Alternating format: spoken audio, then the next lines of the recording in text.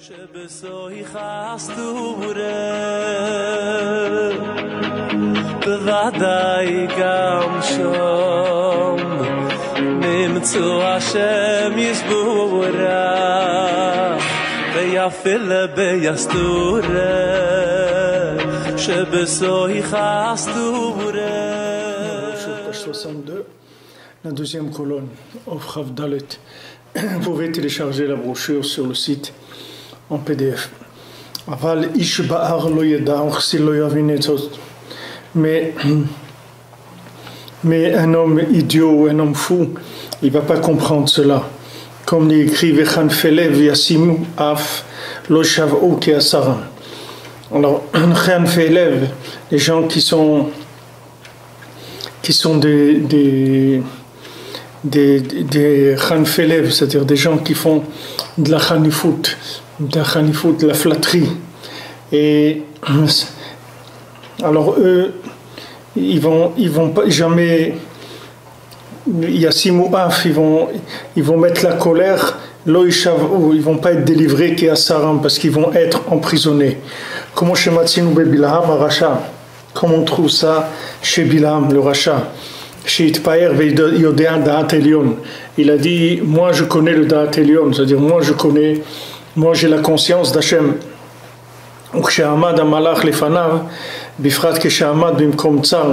Et quand l'ange s'est tenu devant lui, particulièrement quand il s'est tenu dans un endroit étroit, quand il a pris entre deux montagnes, que là il ne pouvait plus aller ni à droite ni à gauche,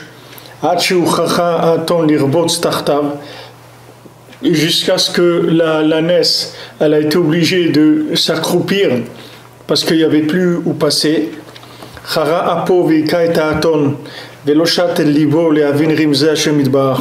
Alors il s'est mis en colère et il a frappé l'ânesse et il n'a pas du tout mis dans son cœur, c'est-à-dire il n'a pas pensé du tout qu'est-ce que Hachem lui a envoyé comme allusion à ce moment-là. Chez Kavanato Idbarar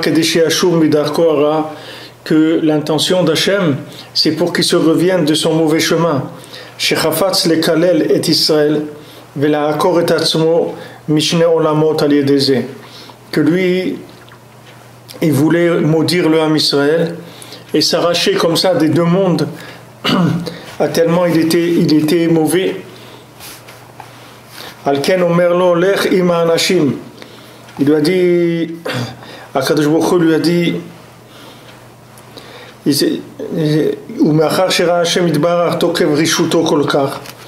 maintenant quand Akadosh Baruch Hu il a vu qu'il était tellement mauvais, alors il lui a dit, va avec ces gens-là, va avec eux. Il lui avait déjà demandé, Hachem lui a dit ne va pas avec eux.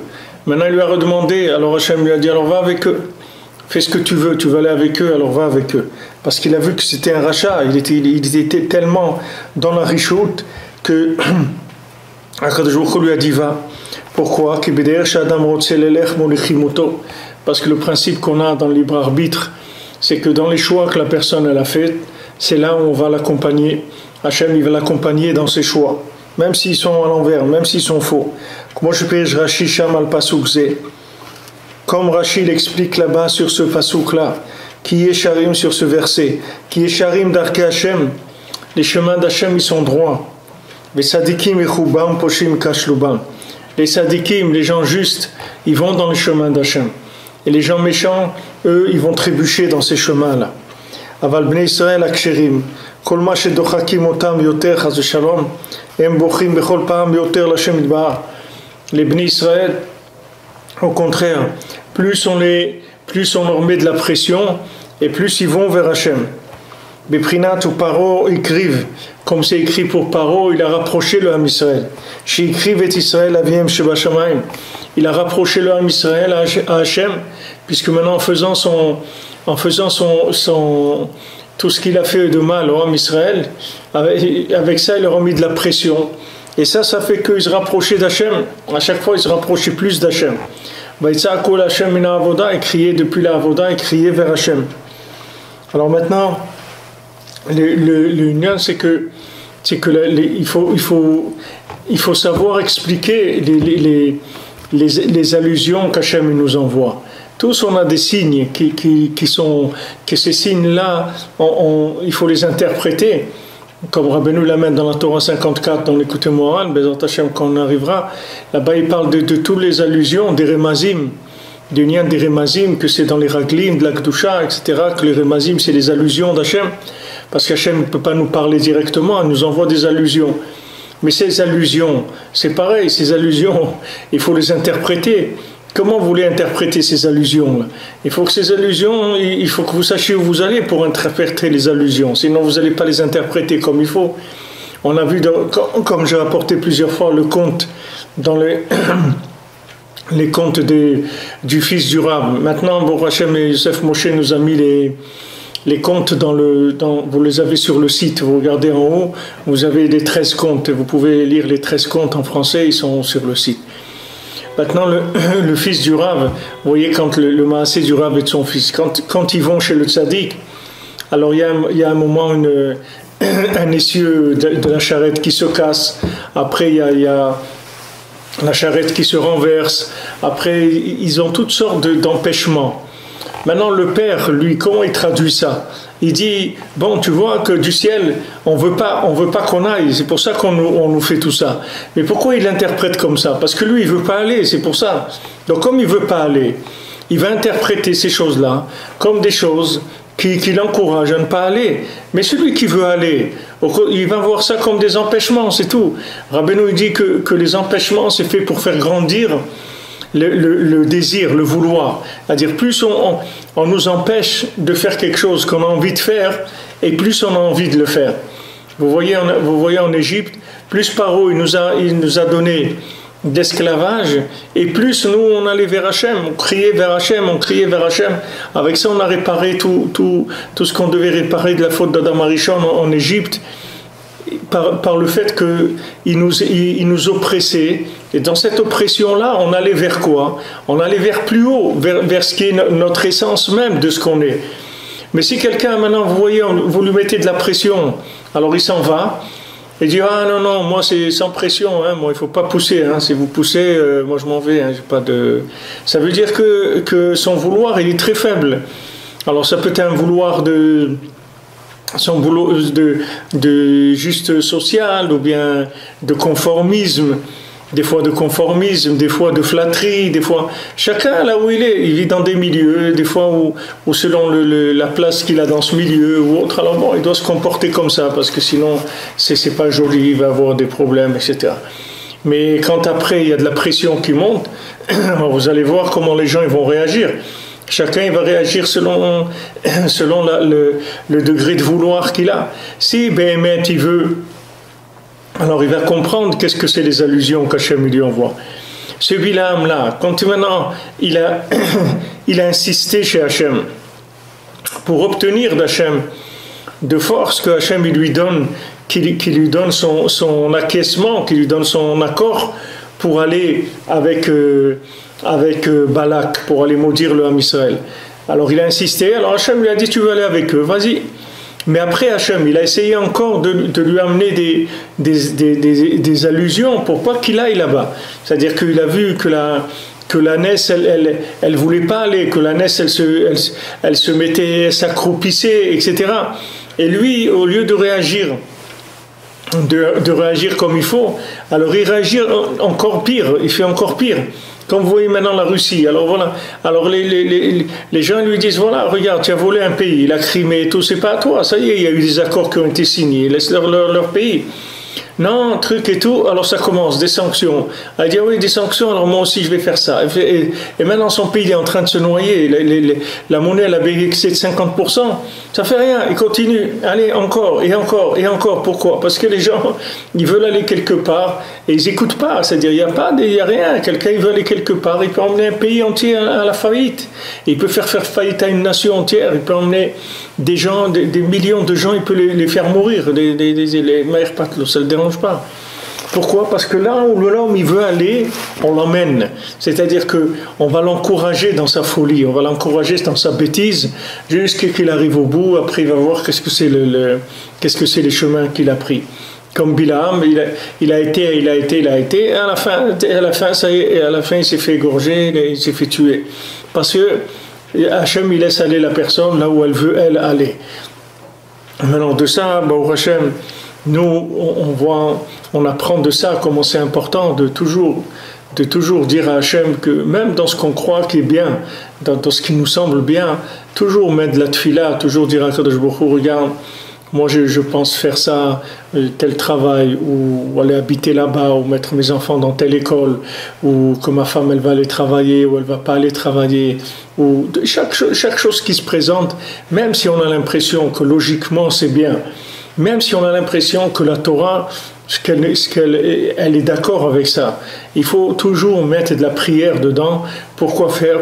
Quand on met de la prière, on se débarrasse de la responsabilité. Du moment où on se débarrasse de la responsabilité, on met sur nous on se branche, si vous voulez, sur une direction qui n'est pas la direction que nous on comprend, qui est la direction d'Hachem Mamash. Quand on s'habitue à se mettre entre les mains d'Hachem pour chaque chose, on se met entre les mains de Dieu, on dit voilà, moi Hachem je pense faire ça et tout, mais je ne sais pas si c'est vraiment ça. Alors je te demande, voilà, si c'est vraiment ça ta volonté, alors fais que ça marche. Et si ce n'est pas ta volonté, montre-moi que je ne trébuche pas là-dedans.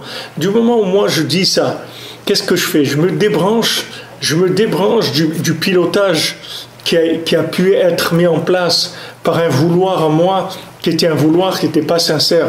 Parce que chacun il a des intérêts dans ce monde. Des vouloirs sans intérêt, c'est un niveau très très élevé. Pour avoir un vouloir sans intérêt, il faut avoir complètement purifié son corps. Tant que quelqu'un n'a pas purifié son corps complètement, comment il va avoir un vouloir sans intérêt? C'est un très grand niveau. Donc maintenant, nous, tous nos vouloirs, ils sont un petit peu mélangés. C'est-à-dire que, comme on dit, à boire et à manger dedans. Il y a un petit peu comme ça, un peu comme ça. Donc qu'est-ce qu'il faut faire? Pour ne pas risquer de tomber, d'avoir une assistance dans l'erreur, c'est-à-dire de ne pas risquer de se faire assister dans l'erreur, il faut toujours remettre en question sa façon de voir les choses, même si cette remise en question, elle n'est pas... Même si cette remise en question, elle est pas vraie, c'est-à-dire que je ne suis pas vraiment conscient si cette chose-là est bien pour moi ou pas. Mais le fait que maintenant je remets en question, je me débarrasse au moins déjà de du faux soutien. C'est-à-dire que je ne vais pas avoir un faux soutien qui va naître du fait que j'ai choisi un chemin. Vous voyez, c'est-à-dire que quand le fils, le Rav, il emmène son fils chez le tzaddik, maintenant s'il s'était dit, écoute, voilà mon fils tout le temps il me demande, il veut aller chez ce tzaddik, ok, je vais l'accompagner chez le tzaddik.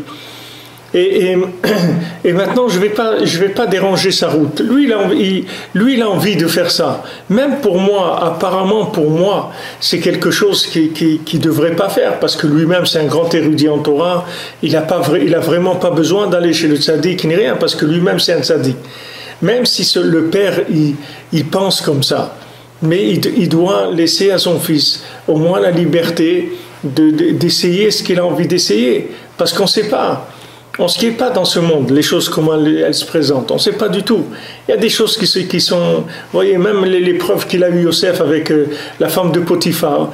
La Torah elle nous dit, la femme de Potiphar, elle pensait les Shem Shamaim parce qu'elle a vu qu'elle allait avoir une descendance de Yosef. Elle croyait que c'était elle, elle ne savait pas que c'était sa fille. Tamar aussi, elle a fait les Shem Shamaim parce qu'elle voulait un enfant de Yehuda.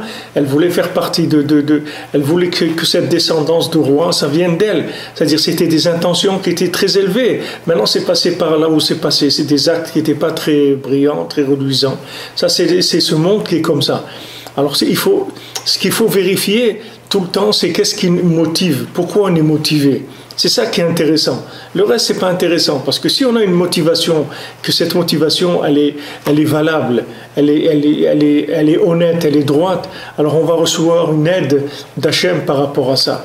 Maintenant, si je sais pas du tout où j'en suis dans ma vie, c'est-à-dire que même quand je choisis des choses, je ne sais pas vraiment si c'est pour la vérité que je choisis. Je sais pas. J'ai pas quelqu'un qui peut me dire que mes choix, que s'ils sont bons, ils sont pas bons. Alors qu'est-ce que je dois faire? Au moins, je prie. Au moins, je dis à Hachem, regarde, moi je sais pas. comme le Baal Shem Tov, une fois, comment le Baal Shem Tov il a fait le Shidur, il a donné sa fille Odel à Nachman Rodenke, comment il a fait c'est-à-dire quand il est venu chez lui, il lui a dit des choses. Le Baal Shem Tov lui a dit voilà dis-moi qu'est-ce que tu penses de ça et de ça et de ça. Alors Nachman Rodenke lui a dit je ne savais pas, je ne savais pas, je n'ai jamais rien su, je ne sais pas et je ne saurai jamais rien. Ce qu'il lui a dit, quand il a entendu ça, le Baal Shem Tov lui a dit viens, que tu sois le khatan de ma fille. Comme ça qu'il lui a donné Odel, c'est la fille du Baal Shem Tov. Parce que il a vu que cet homme-là, au niveau où il était, il disait encore je sais pas, comme la Gemara dit, toujours un homme il doit dire je sais pas. Pourquoi un homme il doit dire je sais pas? C'est pas pour se présenter comme un idiot, c'est pas d'avoir l'air d'être un idiot, c'est pas ça. C'est que quand maintenant je dis je sais pas, alors je déclenche tout de suite un assistana de la vérité parfaite. Dès que je reconnais que je sais pas, mais Béhémet je sais pas, c'est-à-dire que je dis Béhémet je sais pas, alors j'arrive à me faire diriger dans les choses les plus élevées du monde. Tandis que dès que je sais, au maximum, même si ce que je sais, ça fait partie de la vérité, mais ça ne peut pas être la vérité comme la vérité de quelqu'un qui ne sait pas. Parce que quelqu'un qui ne sait pas, c'est un niveau beaucoup plus grand que quelqu'un qui sait. Toujours. Puisque c'est écrit que Tachlit Hayediah chez l'Oneda, le but de la connaissance, c'est de se rendre compte qu'on ne sait rien. C'est ça le but de la connaissance.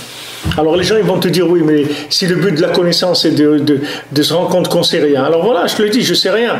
Et c'est tout. Et je le dis tout de suite et je ne commence pas. C'est pas ça.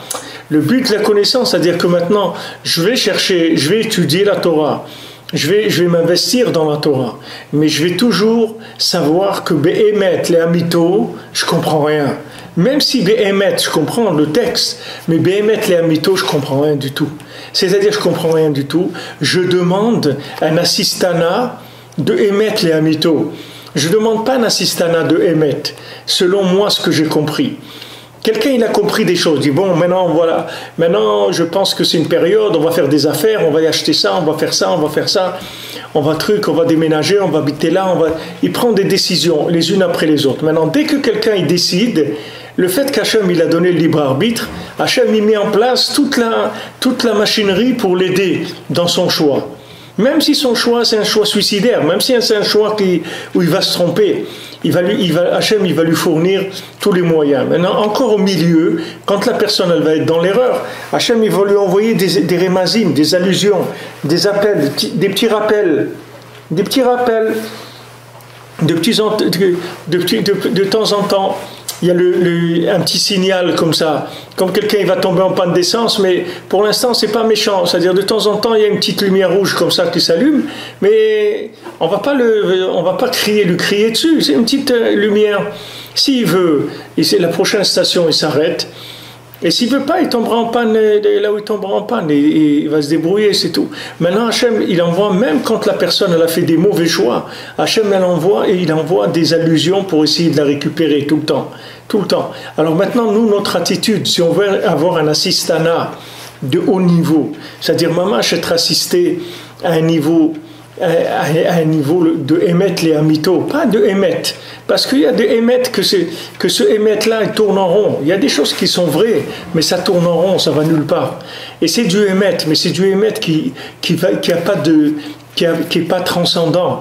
Il faut émettre les amitos, c'est-à-dire il faut le émettre d'Hachem Mamash. Et pour ça, il faut la tfila.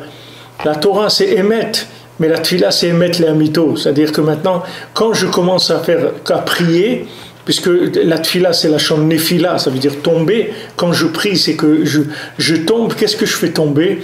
Je fais tomber le masque de la connaissance. C'est-à-dire Hachem, je dis Hachem, tu sais, Béhémet, tu vois, j'ai étudié, etc. Mais Béhémet les Amito, moi je te dis, entre toi et moi je sais rien du tout. Et moi je comprends rien du tout.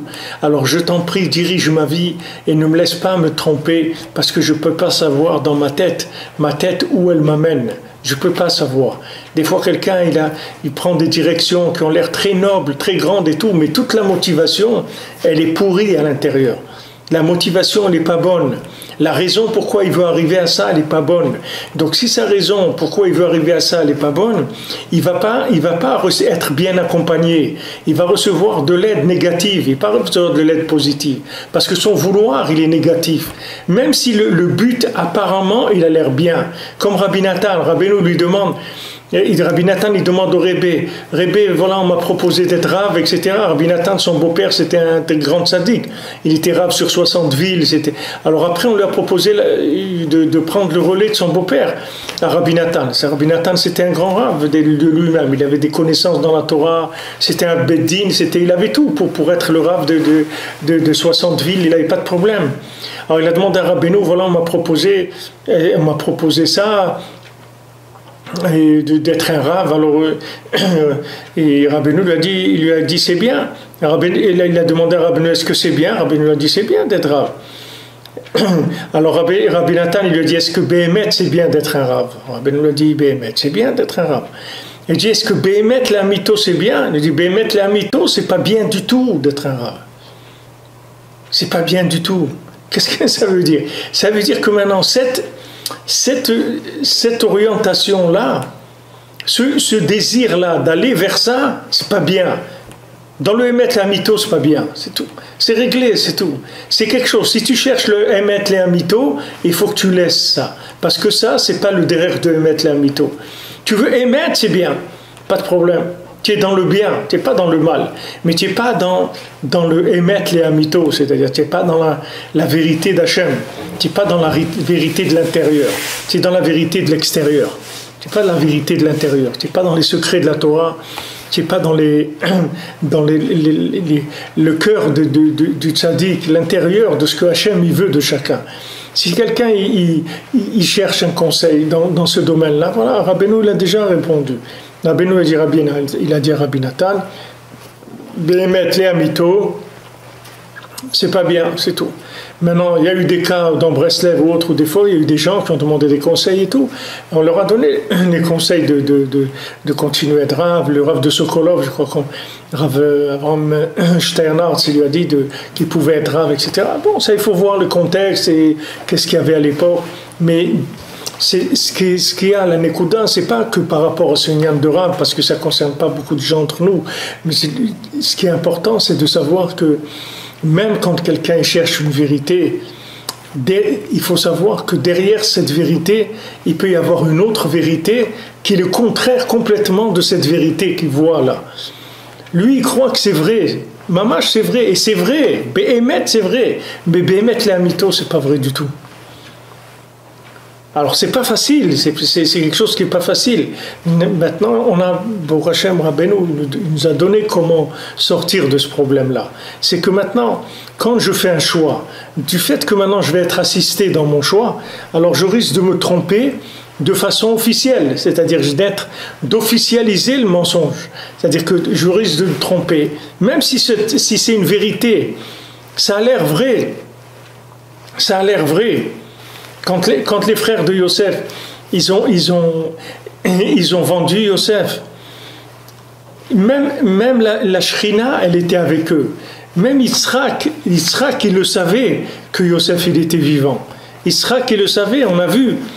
Mais il n'avait pas le droit de le dire à Yaakov, son fils. Il a vu son fils souffrir pendant 20 ans, ou 17 ans, ou 20 ans, ou 22 ans, il a vu son fils souffrir.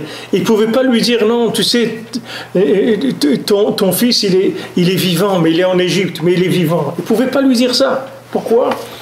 Parce que le Hémet, il était scellé. C'est-à-dire, même la Shrina, elle était avec les frères. Parce que d'après le jugement de Torah qu'ils ont fait, c'était vrai ce qu'ils ont dit. Seulement, Béhémet les Amito, c'était complètement faux. Béhémet les Amito, c'était faux, mais alors complètement. Et c'est pour ça que les responsables, ils ont payé, puisqu'on a vu que Yehuda, il est tombé dans le truc de Tamar tout de suite après la vente de Yosef. On a vu que, et après ils ont dû venir tous en Égypte et passer tout ce qu'ils ont passé, et tout jusqu'à qu'ils se prosternent à Yosef et qu'ils le reconnaissent en tant que roi. C'est à ce moment-là où les choses elles se sont calmées, la rigueur s'est calmée. Mais Bémet les Amito, Yehuda leur a dit Bémet les Amito, mais comment, même si c'est vrai, mais vous ne pouvez pas imaginer une seconde la douleur de notre père qu'il va avoir. Vous savez que c'est son fils préféré, c'est son fils de vieillesse, c'est avec lui qu'il vit, c'est de lui. Et les Toldot Yaakov, Yosef, les descendants de Yaakov, c'est qui? C'est Yosef. Yosef, c'est tous les Shvatim, c'est Yosef. Il a tous les Shvatim en lui. Lui, il était Shakoul, il pesait comme tous les Shvatim. Il dit quoi? Vous ne pouvez pas penser à une minute, vous dire votre père, la peine qu'il va avoir. Vous allez dans votre vérité et vous n'allez pas penser à un moment que votre vérité elle est peut-être cruelle. Non, vous ne pensez pas à ça, que ça peut être une vérité cruelle, même si c'est vrai. Mais c'est peut-être ça manque pas de quelque chose. Il y a quelque chose qui manque dans votre histoire. Même si c'est vrai, il manque quelque chose. Il y a quelque chose de fondamental qui vous manque. Ça, c'est émettre les Amito. Ça, c'est les émettre les Amito. Et les émettre les Amito, c'est là où ils sont arrivés à la fin. C'est là où ils sont arrivés à la fin. C'est-à-dire que maintenant, dans Béhémet, dans le Zohar sur la paracha de la semaine dernière, sur la paracha de Vayeshev, le Zohar il dit là-bas, on a fait un petit peu de Zohar, on n'a pas pu faire, mais dans Hachem, que je vous donne le srout qu'on puisse le faire aussi. Tout le Zohar de la paracha chaque semaine, c'est Nifla Meod, c'est quelque chose d'extraordinaire. Le Zohar il dit là-bas que maintenant Yaakov, il était Kaloul de Abraham et de Yitzhak, d'accord? Yaakov, ça représentait la synthèse d'Abraham et Yitzhak. Abraham, c'est le chesed, Yitzhak, c'est la rigueur. Et Yaakov, c'est Tiferet, c'est-à-dire c'est l'harmonie, c'est le milieu. Maintenant, Abraham, c'est Chesed, c'est Chokhmah. La Chokhmah, c'est Chesed. Elle se trouve à droite. Et la Bina, c'est à gauche. C'est la rigueur de Yitzhak. Ça s'appelle la Bina. Maintenant, Yaakov, c'est Tiferet. C'est Chokhmah ou Bina. D'accord? Lui, il est Kaloul de Chokhmah ou Bina. Lui, en lui, il a la Chokhmah ou Bina. Mais maintenant, même que quelqu'un ait la Chokhmah ou Bina, même quelqu'un il est arrivé à Chokhmah ou Bina. Qu'est-ce que ça veut dire Chokhmah ou Bina? Ça veut dire que maintenant, il a compris les choses, et non seulement il a compris les choses, mais il connaît aussi, il sait les trouver, les déduire dans ce monde-là. C'est ça le Koar de la Bina. Koar de la Bina, c'est Mevin, Davar, Mitoch Davar. C'est-à-dire qu'il comprend la Chokhmah, mais à travers les choses de ce monde. Il connaît la Chokhmah pure, théorique, mais il connaît aussi la Chokhmah et c'est la déduire. Ça, c'est Yaakov dans sa Mida qui s'appelle Tiferet, qui s'appelle le milieu, et qui est la Mida de la Torah. C'est-à-dire la Torah, c'est Tiferet. C'est la sphira de Tiferet. Maintenant, bien que Yaakov, il ait la Chokhmah et la Bina, il lui manque quelque chose pour que ça vive, pour que ça puisse vivre, pour que ça puisse donner des fruits. Qu'est-ce qui manque? Il manque Yesod, c'est-à-dire il manque Yosef. C'est pour ça que c'est écrit Ele Toldot Yaakov, Yosef. C'est-à-dire la descendance de Yaakov, c'est Yosef. C'est-à-dire la vie de Yaakov, c'est Yosef. Si vous voulez prendre Yaakov vivant, c'est-à-dire qui fait vivre sa Chokhmah et sa Bina, c'est à travers Yosef, c'est-à-dire par rapport au Yesod, par rapport au Tikkun Abrit, par rapport à l'Alliance. C'est-à-dire que même si quelqu'un il a Emet, Titen Emet le Yaakov, que Yaakov c'est la vérité, il manque une dimension dans Emet, dans l'Emet, les Amito, c'est que Emet les Amito c'est Tikkun Abrit. Ça veut dire quand ça, c'est lié avec HaKadosh Baruch Hu. Quand l'alliance avec Hachem, il y a la connaissance théorique, il y a la connaissance pratique, et il y a ensuite l'alliance avec Hachem. S'il n'y a pas l'alliance avec Hachem, même la connaissance théoriques et pratiques, elles vont pas donner des fruits, c'est-à-dire on va pas aller plus loin avec ça. Ça va pas se développer. Parce que la vie, le principe de la vie, c'est le bris, c'est l'alliance. C'est l'alliance qui fait naître. Donc maintenant, Ele Toldot Yaakov, Yosef, la descendance de Yaakov, sache que comment Yaakov il a fait des fruits, c'est-à-dire il a donné des fruits, il a donné une descendance, c'est grâce à Yosef, à dire au Tikkun Abrit. Maintenant, même pratiquement dans la vie de Yosef, dans la vie de Yaakov les Maasé, il a eu 34 ans de vie qui étaient des moments de vie qui étaient agréables, où il a été joyeux. Il a eu 2 fois 17. C'est écrit. Et Yosef, il était Ben Ishva Esreshana. Yosef, il avait 17 ans. Pourquoi on nous dit que Yosef, il avait 17 ans? Parce que ce qui s'est considéré comme la vie de Yaakov, c'est uniquement le temps que Yosef, il était là. C'est-à-dire, il a vécu 17 ans avec son fils, il était heureux de voir son fils, parce que son fils, c'était la connexion avec la vie, Mamash. C'est-à-dire que tant qu'il y avait Yosef, Yaakov, il sentait qu'il vivait, Mamash, il était vivant. C'est-à-dire qu'il donnait des fruits. Mamash, il donnait des fruits. Il sentait qu'il y avait un mouvement de procréation dans sa Torah, dans sa tfila, dans tout ce qu'il faisait. Après 17 ans, Yosef, il a été vendu, il est parti en Égypte. Ça s'est fermé pour Yaakov. Comme c'est écrit, la Shrina, elle n'était plus avec lui parce qu'il était triste. C'était fini, c'était que de la douleur. Après, il a eu encore 17 ans, qui était à la fin de sa vie, quand il était en Égypte. Quand il est allé, il a retrouvé Yosef. Il a eu encore 17 ans de vie, qui s'appelaient des moments heureux. C'est-à-dire, dans toute sa vie, Yaakov, il a vécu 34 ans, les Maasé, qui s'appelle de vivre. Vivre, ça veut dire mamash, procréer à tous les niveaux, procréer au niveau de sa Torah, au niveau de cette fila, au niveau de ses chassadim, au niveau d'avoir des enfants, d'avoir des élèves, d'avoir envie de transmettre, de vivre la transmission. Tout ça, c'est le Tikkun Abrit. Tout ça, c'est le principe Tikkun Abrit. Alors, dans le monde, bien sûr, c'est quelque chose que personne ne peut même pas imaginer que ça existe, ça. Parce que les gens, ils croient, quand ils ont Chokhmah et Bina, ils croient qu'ils ont tout. Donc quand quelqu'un il a Chokhmah ou Bina, et tu dis, attends, Chokhmah et Bina, c'est Emet. Qu'est-ce que tu veux de moi? Il dit, il y a autre chose, c'est Emet le Amito. C'est quoi Emet le Amito? Et les Toldot Yaakov, Yosef. Tu veux que maintenant le Emet, il fasse des Toldot. Tu veux que le Emet, il ait une descendance. C'est-à-dire qu'il puisse procréer, il puisse donner la vie. C'est Yosef. C'est-à-dire Yosef, c'est lui qui va faire procréer la vérité, qui va faire que cette vérité, elle va se multiplier, elle va se développer, elle va se traduire dans toutes les langues, elle va arriver à toucher tous les cœurs, etc. Ça, c'est Yosef qui fait ça. C'est pour ça que Yosef, c'est la chambre, mais Asef, ça veut dire qui ramasse, parce que Yosef, il est quelqu'un il est celui qui peut ramasser tout le monde. Pourquoi? Parce qu'il peut connecter tout le monde. Même les gens que d'après Chokhmah ou Bina, ils sont foutus, comme on dit. C'est terminé, il n'y a plus rien à faire pour eux. Behemet, il n'y a rien à faire pour eux. Mais Behemet les Amito, on n'a même pas commencé avec eux encore.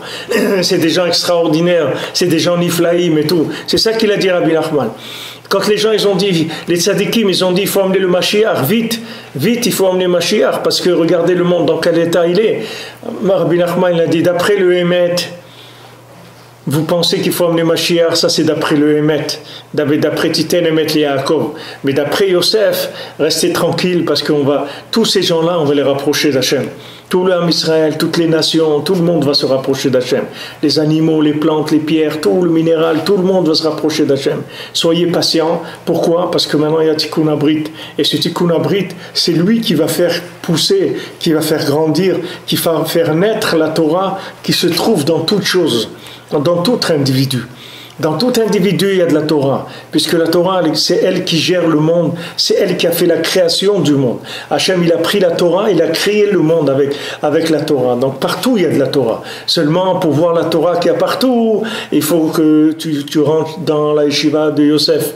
Parce que Yosef, il va t'apprendre comment on ajoute, c'est-à-dire comment on ajoute, il va t'apprendre la valeur ajoutée qu'il y a dans la spiritualité. C'est-à-dire que même quelque chose que tu vois, qui a l'impression d'être neutre, et des fois qui a l'impression d'être nul, il faut que tu saches que là-bas, il y a une Torah très élevée qui est cachée de toi.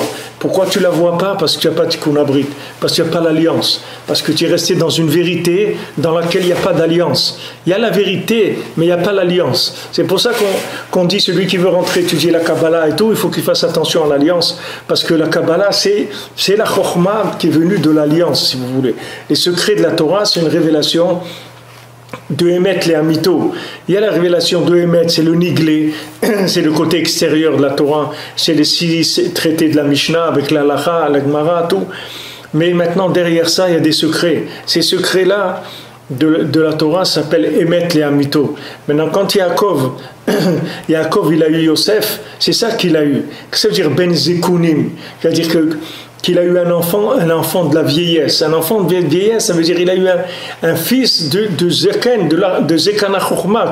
C'est-à-dire qu'il est arrivé à avoir un fils qui représentait plus la Chokhmah à son état brut, mais la Chokhmah à son état dynamique, c'est-à-dire la dynamique de la Chokhmah. Pas le dynamisme ou la dynamique de la Chokhmah.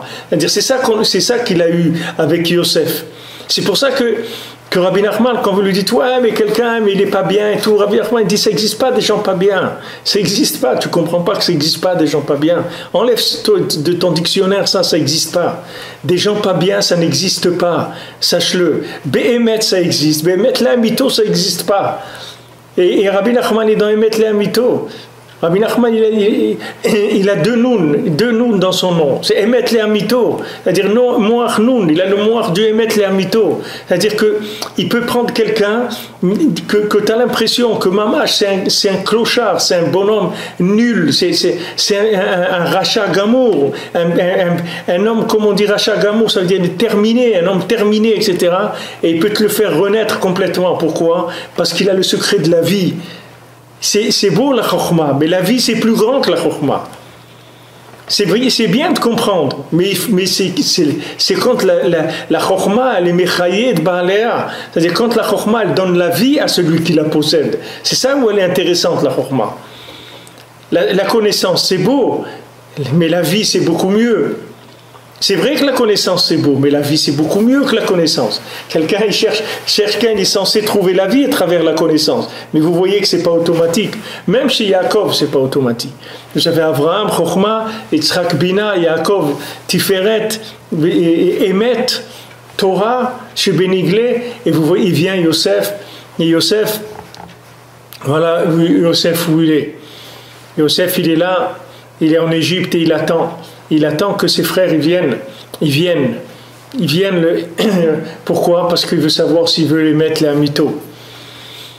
Tu veux émettre les Amito, alors tu viens à Ouman. Tu veux émettre, tu n'as pas besoin de venir à Ouman. Tu cherches que le émettre, tu peux rester là où tu es, même en Eretz Israël. Tu as beaucoup de tzadikim, il n'y a pas de problème. Si c'est émettre que tu cherches, tu n'as pas besoin de te déplacer. Mais tu cherches émettre les Amito, il faut que tu viennes à Ouman parce que tu trouveras ça nulle part dans le monde. Tu travailles ça nulle part, c'est que là qu'émettent les Amito. Le Rebbe s'est mis là parce que lui il sait quel tikkunim il fait sur chaque neshama qui vient ici et il attend que chacun y vienne. Et Baruch Hashem, ceux qui sont déjà venus, Ashrei Chelkam, Ashrei Chelkenu, celui qui est déjà venu et celui qui n'est pas encore venu, Bezant Hashem, il viendra le moment où il aura le mérite de venir et s'il prie, il continue à vouloir. Alors c'est sûr que ça réalisera et pourra venir Bezrat Hashem. Mais il faut savoir qu'il y a un degré de Emet les Amito. Maintenant, quand je rentre dans Emet les Amito, la différence par rapport au Emet, c'est que le Emet les Amito, il me donne, si vous voulez, un accompagnement autour de moi, des structures qui vont se former d'un niveau très élevé, parce que c'est émettre les Amito. Donc quand je prie et je donne mon cœur à Hachem et je dis regarde Hachem, je te dis Béhémet, je sais rien du tout, Béhémet, je comprends rien, moi je suis là, il faut bien que je fasse quelque chose dans ce monde, je vais pas rester assis dans un fauteuil toute la journée, il faut bien que je fasse quelque chose. Donc j'ai l'impression que c'est ça que je dois faire. Alors je vais essayer de le faire, mais je t'en prie, ne me laisse pas me tromper. Si jamais c'est pas ça, dis-le-moi, fais-le-moi savoir, empêche-moi d'y arriver. Parce que moi je sais pas, je peux avoir en moi des choses qui sont complètement tordues, je sais pas. Si quelqu'un il fait ça tout le temps, alors il est tranquille, parce que sa journée il la vit tranquille. Comme Rabbeinu dit, avant de commencer une journée, il faut s'attacher au tzaddik, et il faut se remettre entre les mains d'Hachem. De dire, voilà, moi je me remets entre les mains d'Hachem, que cette journée, elle soit comme la volonté d'Hachem. Que cette journée, je la vive comme Hachem il veut que je la vive, c'est tout. Et du moment où quelqu'un il fait ça, alors il va déclencher un assistana de comme quelqu'un qui a un passeport diplomatique ou quelqu'un qui il a le droit à d'autres services. C'est pas les mêmes services que quelqu'un. Il arrive au passeport, il passe dans un truc diplomatique. Il arrive au truc, il a une voiture. Il arrive là-bas, il a ça. Tout ça, toutes ces choses-là, c'est parce qu'il a le passeport diplomatique. C'est-à-dire que maintenant, quand quelqu'un il cherche le Hémet, les Amito, on va lui donner un ange, des anges, pas que un, parce qu'il aura des anges tout le temps. Ces anges-là, ils vont l'accompagner tout le temps. Tout le temps, ils vont l'accompagner. Et Rabbeinu, il a dit que si on a un petit garçon, alors c'est bien de l'amener à Ouman avant l'âge de 7 ans.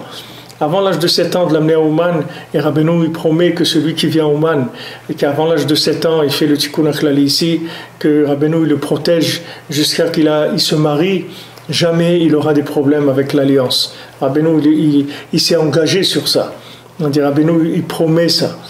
Jusqu'à l'âge de 7 ans. Pourquoi à l'âge de 7 ans? On peut dire, d'après ce qu'on dit ici, que Zayin, c'est les 7 midot, et c'est 7 midot.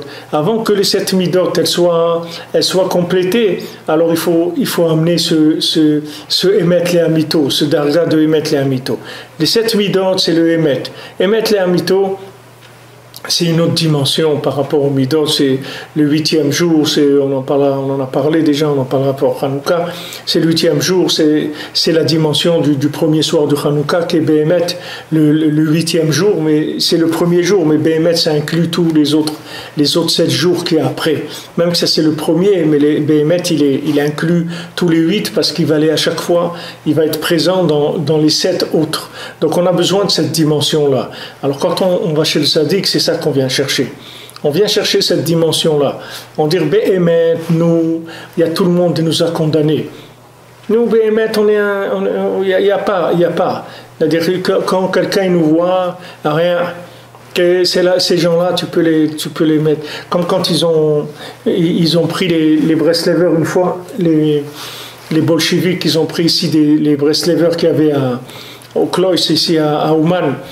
Ils étaient une vingtaine ou 25 et ils les ont fait courir comme ça le matin au milieu de la tfila. Ils sont rentrés et avec des sabres et des trucs et ils les ont fait courir jusqu'au parc Sophia. Ils les ont fait courir au milieu. Il y avait le pauvre Shamash de Kloïs, il ne pouvait pas tellement courir. Ils ont coupé la tête au milieu de la route et ils sont arrivés au parc Sophia.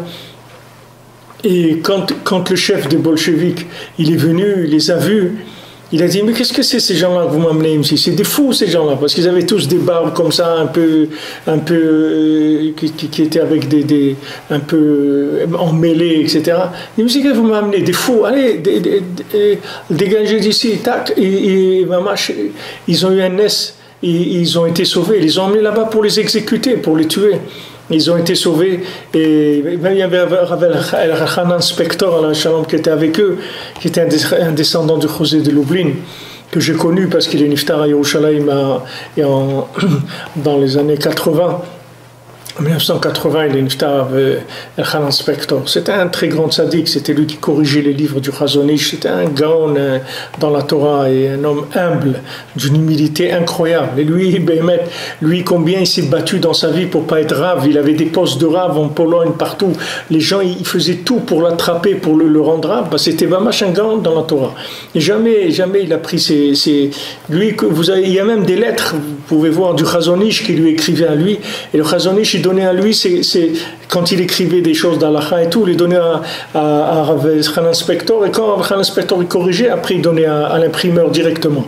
C'est le seul qui ça allait directement à l'imprimerie. Le Chazon Ish, quand il disait sur quelqu'un, il voyait quelqu'un, vous pouvez être sûr qu'il savait qui il voyait. Alors ce Hanan Spector, il était dans ce maasé là au parc Sophia.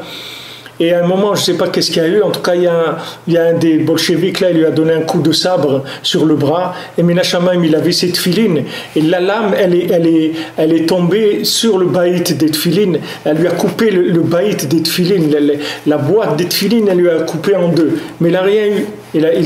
Sinon, il lui aurait coupé le bras. S'il n'avait pas eu les tefilines, il lui aurait coupé le bras. Comme ça, ils ont été sauvés, ces gens-là.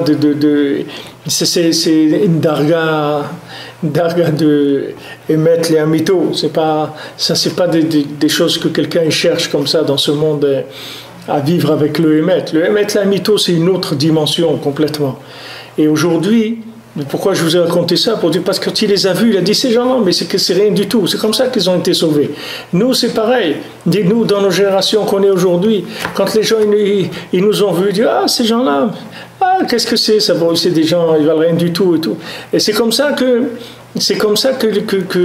Kadosh Baruch Hu il fait, c'est que les choses apparemment elles ont l'air nulles et après quand elles arrivent chez un spécialiste, alors il les prend, il les arrange, etc. Et il fait sortir le diamant qu'il y a dans l'individu. C'est ça qui fait Rabbi Nachman, c'est-à-dire qu'il fait sortir le diamant qu'il y a dans chacun, parce que chacun c'est un diamant mamash, mais il n'y a personne qui lui a dit, c'est normal parce qu'il n'y a personne qui peut le reconnaître. Il n'y a pas des connaisseurs en diamant, comment il va le reconnaître? Il ne peut pas le reconnaître. Pour reconnaître un diamant, il faut être un connaisseur d'un diamant. Il faut être un diamantaire soi-même. Rabbi Nachman, c'est un diamantaire, il sait voir le tov qu'il y a dans chacun. Et il sait que chacun, il est tov, béhémet. Chacun, il est bien. Seulement, il faut faire sortir ce bien. Pour faire sortir ce bien, il faut chercher émettre les amito. C'est-à-dire, il ne faut pas chercher le émettre de la logique. Il faut chercher le émettre de la connexion. C'est notre émettre. C'est un autre niveau de émet. Il y a le émet de la logique, il y a le émet de Titan émet Léakom, mais il y a émet de la connexion. Ça, c'est un autre émet, c'est un autre niveau. Parce que quand vous connectez, alors tout devient vivant. Tout ce qui a l'air mort dans le monde, c'est parce qu'il n'a jamais été connecté.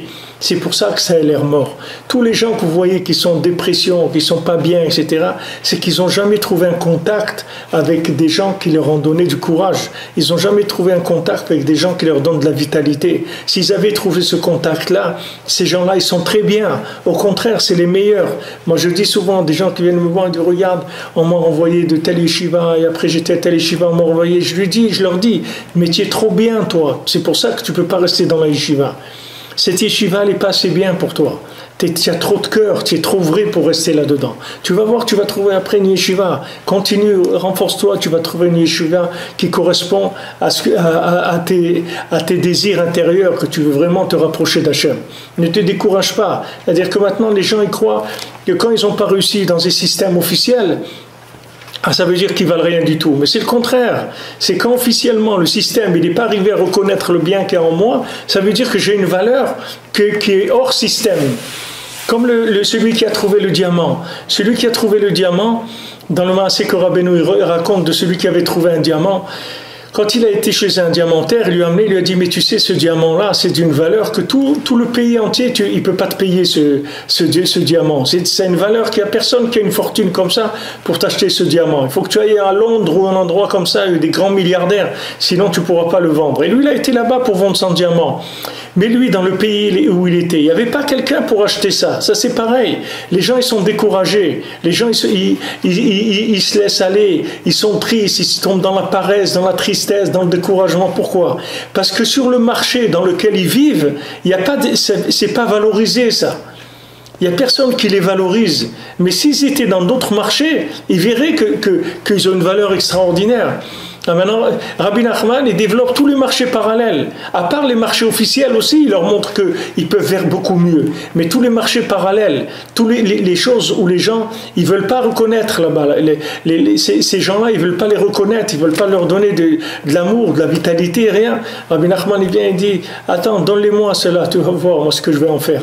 Toi, tu crois qu'ils sont comme ça? Donne-les, tu vas voir. Avec un petit peu de polissage, avec un petit peu, 2-3 petits trucs, tu vas voir comment il va s'en sortir après. Tu vas voir quelle splendeur ça va devenir. Fais-lui confiance, aime-le, tu vas voir qu'est-ce qu'il va devenir. Investis en lui, n'aie pas peur, c'est des valeurs sûres. Vas-y, tu peux investir en lui. Mais tout ça, il faut y mettre les mythos, sinon vous ne pouvez pas trouver ça. Yosef, c'est comme ça. Yosef, regardez, il a parlé avec les tzadikim, avec ses frères, ils ont voulu le tuer. Alors qu'est-ce qu'il a fait? Il a été en Égypte. Quand il a été en Égypte, Paro il a vu, il a dit, mais tu es un génie, on l'a vu voilà, dans la paracha, il lui dit, mais il a dit à ses serviteurs, vous croyez qu'un homme comme ça existe dans le monde? Est-ce que si vous cherchez Hanimtsa, est-ce qu'il se trouve un homme comme ça dans le monde? Même si vous le cherchez, dit Rashi, vous pouvez trouver un homme comme ça, vous ne trouverez jamais un homme comme ça. Il a vu tout de suite, Paro. Il a vu que c'était un chidouche, Yosef. Le chidouche de Yosef, c'est quoi? Yosef, il parlait 70 langues. Yosef, il parlait toutes les langues. Et Paro aussi parlait beaucoup de langues. Mais l'hébreu, il ne parlait pas, Paro. Et Yosef, il parlait aussi l'hébreu. Il parlait les 70 langues du monde, il parlait l'hébreu. Pourquoi il parlait 70 langues? Parce qu'il était capable de traduire tout dans la vitalité d'Hachem. Il savait tout traduire. C'est-à-dire, tout ce qui manque, c'est la traduction. C'est-à-dire que les gens, ils n'ont pas quelqu'un qui leur traduit dans leur langage les choses. Si maintenant les gens, ils traduisent, mais tout de suite, la personne, elle est acheteuse. Parce qu'elle va se rendre compte que c'est dans son intérêt. C'est dans son intérêt. C'est comme vous avez des gens qui sont des vendeurs. Il y a des vendeurs qui sont là, ils vous posent les... Il y a des fois, on rentre dans des magasins, même quand on a besoin d'acheter quelque chose, le vendeur, il est tellement antipathique qu'on n'achète pas. Même on avait besoin, on n'achète pas. On s'en va. Même si on avait besoin de la chose, on ne peut pas acheter parce qu'il bloque. Et d'un autre côté, vous avez des endroits où le vendeur il est tellement sympa que vous ne pouvez pas partir sans lui acheter quelque chose. Parce qu'il y a un truc qui se fait et vous avez envie de lui acheter quelque chose. C'est une réaction normale. Maintenant, dans le spirituel, c'est pareil. Il y a des gens qui enseignent la Torah que même si vous avez envie, ils vous enlèvent l'envie de la Torah. C'est-à-dire qu'avec la Torah qu'ils ont, ils vous tuent ce que vous avez en vous. Tellement c'est désagréable. Et il y a d'autres que même si vous n'avez pas envie, il vous réveille l'envie, il vous donne envie de prendre le risque, de vous lancer, d'oser cette aventure-là. Et bien, combien de gens, je vois, ça y est, leur vie, elle change petit à petit, Baruch Hashem, ça s'ouvre, ils trouvent des choses, ils reprennent l'espoir, ils trouvent quelqu'un, un conjoint, quelqu'un, ça y est, quelqu'un avec qui parler, ils étaient seuls, des gens qui étaient seuls, complètement seuls, confinés dans le désespoir, dans la petitesse d'esprit, etc. Et ça s'ouvre, Baruch Hashem, ils ont trouvé le tzaddik, ils ont trouvé le tov, après ils trouvent un conjoint, ils trouvent des amis, et ça y est, petit à petit, ils se mettent à revivre. Ça, c'est Tikkun Abrit. Ça, c'est le nian de l'alliance. C'est-à-dire, la Chokhma, c'est bien, mais l'alliance, c'est mieux parce que c'est la vie. C'est-à-dire, la Chokhma, c'est bien que s'il y a l'alliance. C'est tout. La Chokhma, ça n'a une valeur que si elle amène à la vie. Mais si la Chokhma, elle n'amène pas à la vie, elle amène au contraire de la vie. Hachem Ishmor, regardez qu'est-ce qu'il y a dans le monde. Ils ont développé de la sagesse, de la connaissance et tout. Ils arrivent au contraire de la vie. Au contraire, que les gens, ils n'ont plus envie de vivre. Mais pourquoi ils n'ont plus envie de vivre? Voilà, il y a toute la sagesse qu'il n'y a jamais eu dans le monde. Il y a les technologies, il y a tout. Pourquoi tu n'as plus envie de vivre? Parce qu'il n'y a pas d'alliance. C'est de la chokhma, mais il n'y a pas d'alliance. Avant, quand vous achetez quelque chose chez quelqu'un, il y avait un contact. Vous allez acheter une casserole, vous allez acheter un costume, vous allez acheter un truc. Vous avez quelqu'un qui est un fabricant. Vous avez un lien avec la personne qui a mis ses mains pour que cette chose-là, elle soit devant vous. Aujourd'hui, ce costume, il a été fait par quelqu'un qui s'est assis, qui a coupé. Mais aujourd'hui, c'est tout des machines qui font ces choses-là. Il n'y a pas de neshama, il n'y a pas d'âme là-dedans. C'est vrai que Béhémet, c'est un beau costume et peut-être il va être même plus beau que celui qui est fait par un tailleur. Mais seulement celui du tailleur, c'est un costume qui est vivant. Ça n'a rien à voir. C'est des choses où il y a de la vie, où il y a un individu, il a mis son cœur, il a mis sa émouna, sa oumanout. C'est sa émouna, c'est un contact avec Hachem. Il y a de l'alliance dedans. Il y a quelque chose qui lie avec la vie dans ces choses-là. Dans tout, c'est comme ça, le manger, dans tout. De faire du manger, il vaut manger simple, quelque chose qui est fait à la maison, 2 œufs sur le plat, une salade, un truc. C'est mieux que de manger un super repas de catering ou des trucs congelés ou des trucs de restaurant, n'importe quoi. Que Ben Adam, il mange quelque chose qui est fait à la maison, c'est vivant. Il y a de la vie dedans, il y a un message qui passe là-dedans. C'est autre chose complètement. Et comme ça, toute la vie, elle est comme... tous les éléments, ils sont comme ça. Ce qui manque dedans, c'est de l'alliance avec la vie. Et c'est ça qu'on cherche, Béhémet. Alors il dit que, Rabbi Nathan, il dit que quand maintenant quelqu'un, ce qu'il cherche, les mettre les amito, alors il dit que là où on le poursuit, on lui fait du mal, etc., lui, ça ne fait que le rapprocher d'Hachem. Ça ne fait que rapprocher encore plus, jusqu'à qu'il y ait la Géoula, Bezant Hashem. Ça c'est valable pour chacun, Bezant Hashem. Bekao, Bepraltiut, Beklaliut, Bezant Hashem. Vaslacha, Shavua Tov.